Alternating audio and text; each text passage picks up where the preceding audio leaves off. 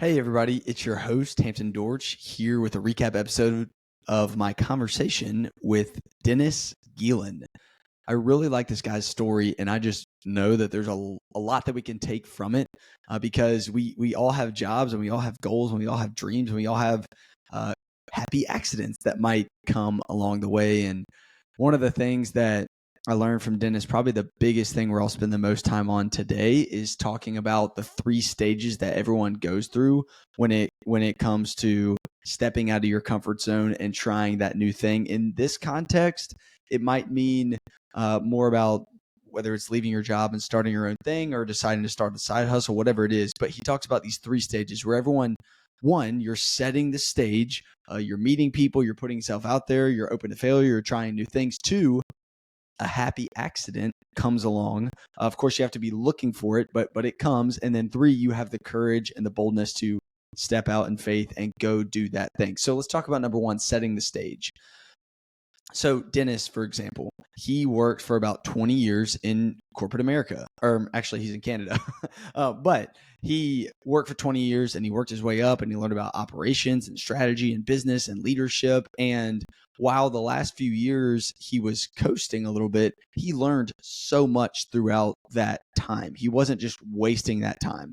For me personally, right now, I'm working at an organization where I'm learning about leadership. I'm learning how to sell. I'm doing this podcast. I'm meeting other people. Not that I'm doing this perfectly, but this is the mindset that I'm trying to think through. What am I doing right now that's going to help me in the future? I don't know what the future holds, but I know what I'm doing will help me. In other words, I say this a lot. What direction am I heading in and how do I feel about that? If you don't think that what you're doing right now will be able to help you later, then maybe it's time to start asking questions. So number one is setting the stage. You don't know what you're setting the stage for, but if you have an idea of whatever you're doing is going to help you in the future, if you feel like it's going to, then good. You're setting the stage. Keep doing it. Number two, a happy accident may come along the way, and so I like what he calls that he calls it a happy accident. You don't know what that is. It could be meeting someone new, an opportunity landing in your lap, you discovering something that's been there all along.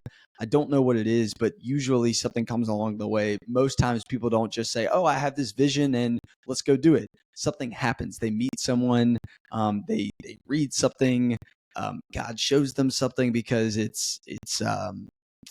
it all makes sense because you've been setting the stage for all this time and you don't know what you're setting the stage for. One of my favorite quotes is, and this is from like a spiritual standpoint, but everybody wants clarity in life. They want to know exactly what's ahead. And I don't think that we'll ever have full clarity. One of my pastors says, God gives us enough clarity to take the next step, but not too much to eliminate the need for faith. And so like if we knew too much of what was coming, then we probably wouldn't trust in God, which is really something that obviously we need to do. So you set the stage, an accident comes along the way, but this is the most important part. You've got to have the courage to boldly step out in faith and go do that thing if you think that it's something that you need to do. And one of the things that Dennis and I talked about is the longer you wait, the harder it is.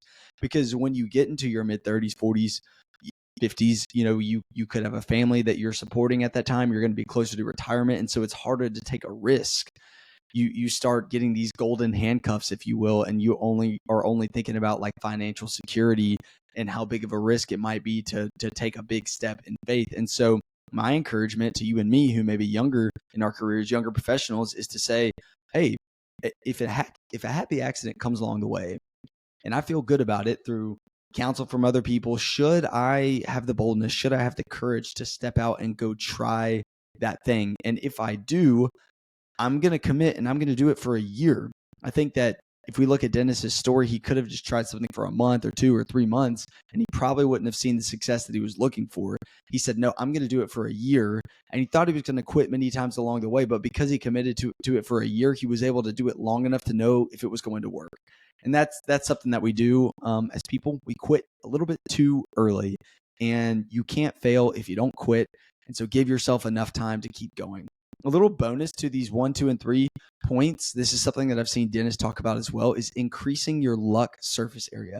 Now, I don't actually believe in luck. I do use the term a lot. Oh yeah, it's luck that you ran into this person or this thing happened. But if you think about it, increasing your luck surface area means that you have more chances to, quote, get lucky. And the biggest way that I can think to do that is through meeting other people. People say it's not what you know, it's not what you do, it's who you know. And sometimes people say, well, that's unfair.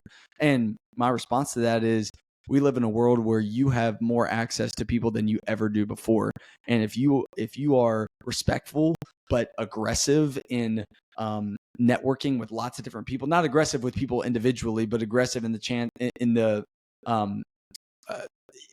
sorry, let me restate that thought. Aggressive in the way that you go about networking each week, that will increase your luck surface area. Here's an example of what you can do. I'm going to have coffee with one person a week, one new person. Or if I'm active on LinkedIn, I'm going to do a, quote, virtual coffee. That's kind of a thing that people do. And when you talk to people, you'll learn something from them. They can help you. They'll probably introduce you to somebody else, and that compounds over time. After 1, 2, 3 months, 1 year, it's probably not even going to make that big of a difference. But I'm just now starting to see, as I've been meeting with people for 4 or so years now, some of the fruit of that pay off. And hopefully I can be a person as well that people want to meet with and that I can provide value to. An example of this is from somebody that I know is a really good networker. They said that they have 12 people that they meet with every single quarter, which means that every week they have one lunch or one coffee, if you will. And as you meet with those people over time, you start to learn what you're looking for. You learn each other's skill sets. If you're selling something, you start looking out for people that they could sell to, and you're just introducing people to each other, and it's a mutually beneficial relationship. And so for you, I don't know what it is that you offer, but if you feel like you have something to offer to someone else, then go meet with them, network with them, and you never know what that could lead into. So increasing your luck surface area is a great idea. Dennis also talked about he was coasting in his job. I think it's really easy for us to get comfortable, or really easy to say, oh, I work at this firm, and if I stay in this job for 3 years, then I get promoted. And then after that, I can end up being a partner one day or whatever it is. And all of that's fine. If that's something that you want to pursue, go for it. But don't feel like you have to do that. A lot of times we just end up coasting. And when we're coasting, we're not living intentionally. And without that, we're probably not going to be that satisfied with our work or in life. And so I would say that Dennis would say his happy accident was getting laid off because it made him actually realize and address the brutal facts that he was coasting. And then again, let's do this while we're young. The longer we wait, the harder it is. And so I'm not saying quit your job, do something crazy, but just think about those 3 steps. Right now, you're likely in the setting the stage step. What am I doing? Who am I meeting with? What am I learning to set the stage for something that could come along, for a, quote, happy accident that could come along later on? And then finally, the last thing I would say is, like, if you're wanting to leave your job, if you're wanting to start something new, what is the motivation? If it's just to make quick cash, or like to be a part of like a get rich quick scheme or something like that, then I might caution you. But if you have this feeling that you have this skill, or you have this offering, or that you can provide value to the world in this certain way, and you're willing to wait for a certain amount of time, for a long period of time, to see the results, then that's where I would start moving in the direction of going and doing that thing. And so, guys, on this podcast, we need to wake up and lead ourselves so that one day we can lead other people more. And if we don't know how to lead ourselves, then why would anyone want to follow us one day? I think a big part of leading yourself is really looking inward and looking at your motivations for why you do what you do, and asking yourself the question, am I coasting? Am I too comfortable? Or asking yourself the question, is there something in front of me? Is there a cool opportunity? Do I need to build up some courage to go do this thing? I think that's what people that know how to lead themselves do. They ask the hard questions. They address the brutal facts. So hope this was helpful. I certainly learned a lot from Dennis. Make sure you follow him on LinkedIn. And if you find him on LinkedIn, you can find his website, and he's got his books, his courses, everything that he offers. And I promise you will definitely learn a lot from him. I certainly did. So I will see you all soon. It's time for you and me to wake up and lead.